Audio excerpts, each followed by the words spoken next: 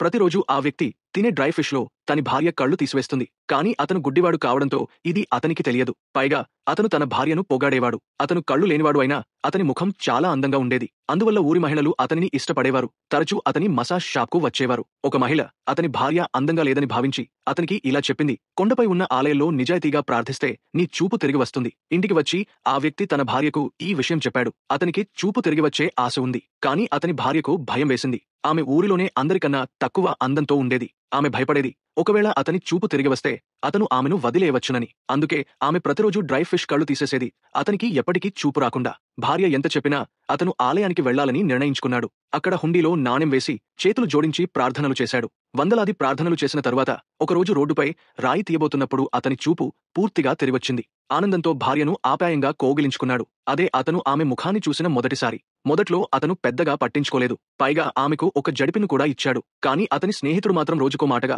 నీ భార్య ఎంత భయంకరంగా ఉందో తెలుసా? నీవంటి అందగాడికి అందమైన అమ్మాయే సరిపోతుంది అని మర్భించసాగాడు. ఈ మాటలు అతనిని మార్చేశాయి. ఇక అతను కళ్ళు లేని చేపలను ఇష్టపడలేదు. తన రూపం గురించి జాగ్రత్త పడటం మొదలెట్టాడు. ఒకరోజు ఆ అందమైన మహిళను వీధిలో కలిశాడు. 2 మాటలు మారిన వెంటనే ఆమెతో కలిసి ఇంటికి వెళ్లిపోయాడు. ఇవన్నీ అతని భార్య నిశ్శబ్దంగా చూసింది. ఇంకా ఆ అందమైన మహిళతో అతను సరదా అనుభవించకముందే అతని భార్య వచ్చింది. ఆమె కళ్లలో ఎలాంటి భావన లేదు. ఆమె తన వేలిని ముందుకు చాచి నేరుగా అతని కళ్లను గుచ్చేసింది. ఆ వెంటనే అతను నిద్రలేచాడు, మళ్లీ గుడ్డివాడిగా. భార్య శాంతంగా మాట్లాడింది. అతనికి ఇది కలలా అనిపించింది. కాని నిజమేంటంటే అతను ఇచ్చిన జడిపిని మాత్రం టేబుల్ మీదనే ఉంది. ఆ రోజు నుండి ఆమె ప్రతిరోజు ఆలయానికి వెళ్లడం మొదలెట్టింది, తన భర్త ఎప్పటికీ గుడ్డివాడిగానే ఉండాలని ప్రార్థిస్తూ.